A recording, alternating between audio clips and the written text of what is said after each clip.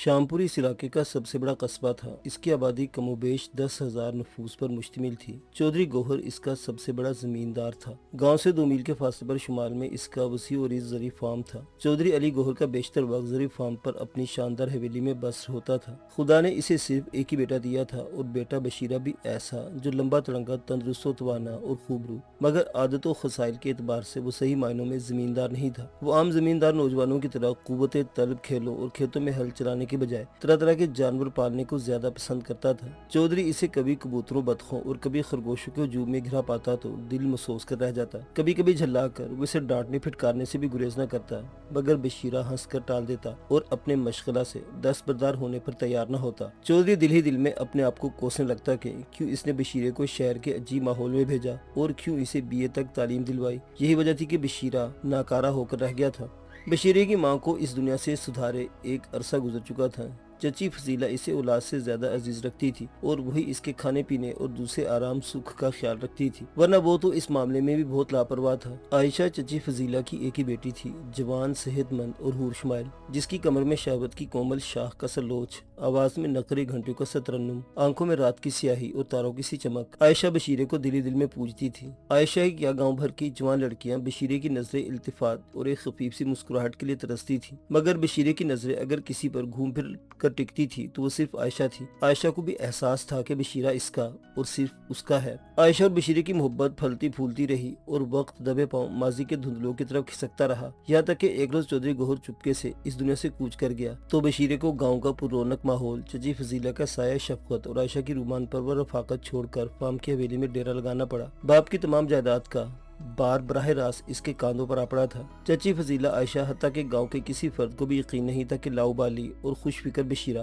زرعی فارم کے وسیع کام کو سنبھال سکے گا، لیکن بشیرے کی تو کایا ہی پلٹ گئی تھی۔ اس کا باپ تو پورے فارم کا چکر ہفتے اشرے میں لگایا کرتا تھا، مگر بشیرے کو اس وقت تک چین نہیں آتا تھا جب تک وہ گھوڑے کی پیٹھ پر بیٹھ کر ہر کھیت کو گہری اور محبت بھری نظروں سے جائزہ نہیں لے لیتا تھا۔ انہی دنوں بشیرے کے مزاج میں ایک عجیب و غریب تبدیلی رونما ہوئی۔ اس نے کبوتر آزاد کر دیے، خرگوش یا تو خود کھا لیے یا لوگوں کو کھلا دیے، اور بطخیں مزارین میں تقسیم کر دی، مگر ان پر یہ شرط عائد کر دی کہ وہ اسے ایک بطخ کے بدلے ایک خوبصورت بلی فراہم کریں گے۔ مزارعین اس کی فرمائش پر نہ جانے کہاں کہاں سے اس کے لیے کئی بلیاں پکڑ لائے۔ 3 بلیاں شکل و صورت اور عادات و اطوار کے اعتبار سے اسے پسند نہ آئی، انہیں اس نے مار بھگایا اور باقی 5 بلیوں کے ساتھ حویلی میں ایک خاندان کے سربراہ کی طرح رہنے لگا۔ ہفتے میں ایک بار وہ عائشہ اور چچی فضیلہ سے ملنے جاتا۔ اس روز تو چچی سے دودھ اور مکھن میں نہلا دیتی، اس کے لیے مرغ پلاؤ پکاتی، ٹھنڈی میٹھی چھاچھ سے اس کی توجہ کرتی اور اس پر نثار ہو جاتی۔ عائشہ اس سے زیادہ دور تو نہ رہتی، مگر کونوں خدروں سے آنے بہانے اس کی آنکھوں میں جھانکتی، مسکراتی لے جاتی اور مختلف کاموں میں جٹی رہتی۔ دن ڈھلتا تو بشیرہ اپنے اکلوتے دوست حکیم سلیم الدین کے دواخانے میں جا بیٹھتا، اس سے دنیا جہان کی باتیں کرتا، اور شام کو عائشہ اور چچی سے رخصت ہو کر حویلی پہنچ جاتا۔ اس نے بلیوں کے لیے گوشت فراہم کرنے کا کام اپنے ایک مزارع ایدو کے سپرد کر رکھا تھا، اور دودھ کی فراہمی مجید کو سونپ دی تھی۔ بلیاں اب اس سے اس قدر ہل گئی تھیں کہ اسے پل بھر کے لیے بھی نظروں سے اوجھل نہیں ہونے دیتی تھی۔ وہ جہاں بھی جاتا اس کے ساتھ ہو لیتی، یہاں تک کہ اتوار کو وہ گاؤں کا رخ کرتا تو اس کے گھوڑے کے پیچھے پیچھے چل پڑتی، اور جب وہ گاؤں پہنچتا تو اس کے ہم عمر نوجوان کھل کھلا کر ہنستے اور لڑکیاں اشارے کرتی اور بچے بشیرہ بلی والا ہے، بشیرہ بلی والا کے نعرے لگاتے،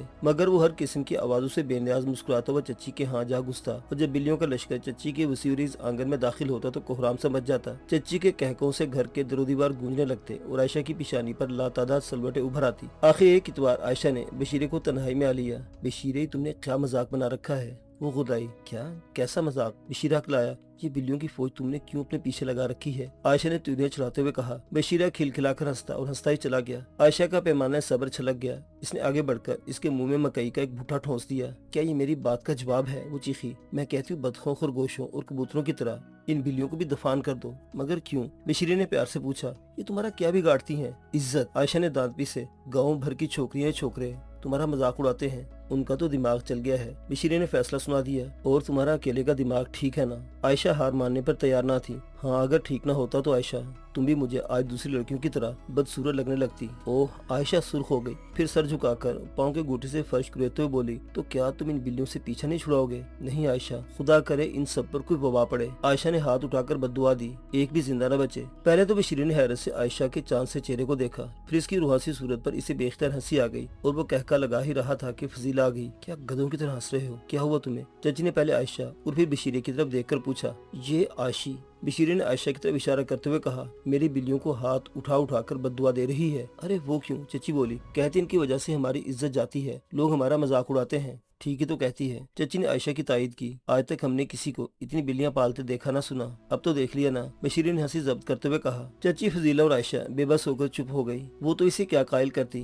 हकीम सलीम भी बशीरे को बिल्लियों से अलहदगी का इख्तियार करने पर किसी तौर आमादा न कर सका। जब वो इसके मतलब पहुंचा तो छोटे बड़े बच्चों का एक हुजूम वहाँ जमा हो जाता और जबरदस्त गुलगपड़ा मचता। हकीम बेचारा खिसियाना हो जाता और बाज़ औक़ात तो झुंझुलाकर एक आध लड़के को पीट भी डालता, मगर क्या मजाल जो बशीरे के माथे पर कभी बल भी पड़ा हो। वो यूं सुकून से बैठा रहता जैसे इसके कान समाज से आ रही हूँ। एक बार जब सर्दी अरूज पर थी और यखबस्ता हवाओं की वजह से रगों में खून मुंजमद हुआ जाता था। एक दिन बशीरा हवेली के कुशादा सहन में चारपे पर बैठा धूप ताप रहा था और पास रखे तश में से गोश्त उठा उठा कर बिल्लियों के सामने फेंक रहा था। इसने देखकर सफेद रेशमी बालों वाली एक तंदुरुस्त बिल्ली कुछ फासले पर आ खड़ी हुई है। बिल्ली अजनबी थी, न जाने कहाँ से आ गई थी। वो अपनी नीली आंखों से बशीरे की मोटी ताजी बिल्लियों को गोश्त खाते देख रही थी। बशीरे को इस खूबसूरत बिल्ली पर प्यार आ गया। इसने इसे चमकारा, मगर इसने बशीरे की तरफ आंख उठाकर भी न देखा और बिल्लियों की तरफ मुतवज्जो रही। बशीरे ने इसके आगे चंद फीट के फासले पर गोश्त का एक टुकड़ा फेंका। बिल्ली ने गोश्त की तरफ एक उचटती नजर से देखा, मगर अपनी जगह से जुम्बश न की और बशीरा इसके खिलाफी फितरत से कुछ हैरान सा होकर गौर से इसकी आंखों में देखने लगा। फिर जब इसने बिल्ली की निगाहों का मरकज का जायजा लिया तो मालूम हुआ वो सिर्फ नीमो को घूर रही थी। नीमो,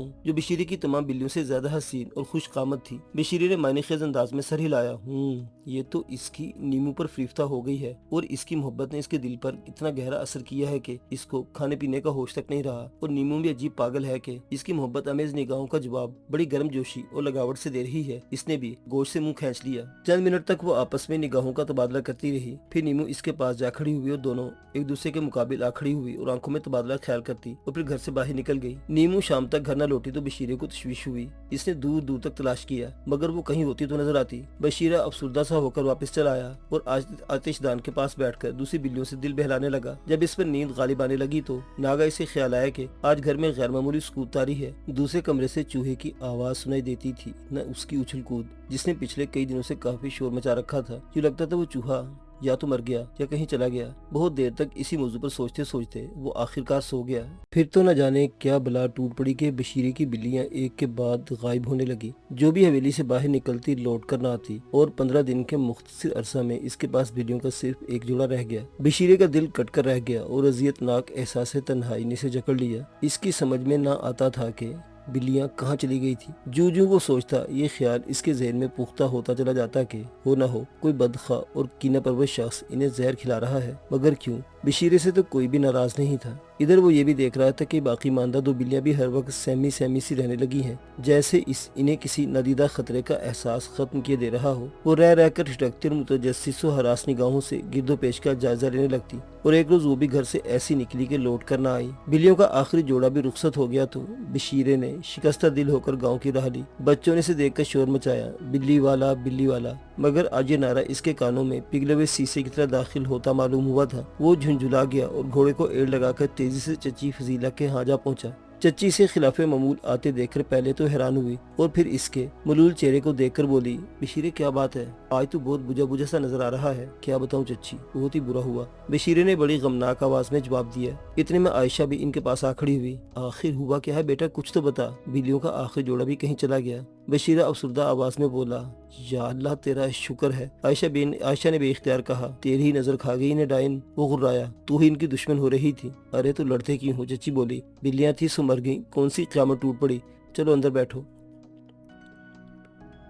चची के घर से वापसी पर पहले बशीरा सीधा अपने दोस्त हकीम सलीम के पास जा पहुंचा।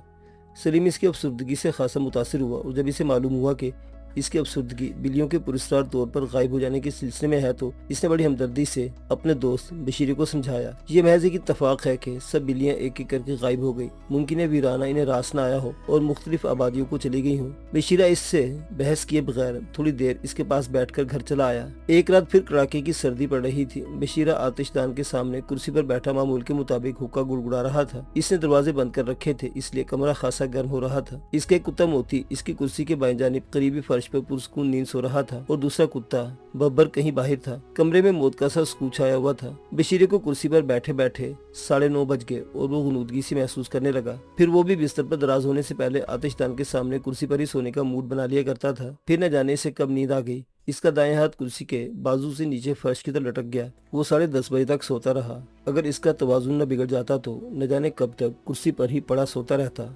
आंख खुलते इसने आदत के मुताबिक देखे बगैर कुर्सी के करीब महवे ख्वाब मोती की पूंछ लाने के लिए हाथ बढ़ाया। इसने कुत्ते की पूंछ थपथपाई तो उसे महसूस हुआ कि इसका हाथ कुत्ते के जिस्म के बजाय किसी और ही चीज से मस हो रहा है। वाकई ये कुत्ते की पूंछ नहीं थी, मगर वो चीज ऐन उसी मुकाम पर मौजूद थी जहाँ मोती लेटा हुआ था। ये जिस्म जिस चीज का भी था फिसलने वाला था और इसके हाथों को बालों के लम्स का एहसास तक नहीं हुआ था। इसका हाथ हरकत करता रहा। फिर दफतन इसके ज़हन में एहसास जागा, ये कोई और ही चीज है, कुत्ता हरगिज नहीं, क्योंकि वो वाज़ेह तौर पर महसूस कर रहा था कि अगर वो इस चीज पर उंगली का दबाव डाले तो पूरा हाथ इसमें धंस जाए। इस चीज को टटोलने और इसकी हकीकत का जायजा लेने की ये कैफियत बशीरे के नीम ख्वाबिदा दिमाग पर चंद सेकंड तक तारी रही और फिर ये कैफियत रूह फुरसा खौफ का रंग इख्तियार करने लगी। बशीरा सटपटा गया।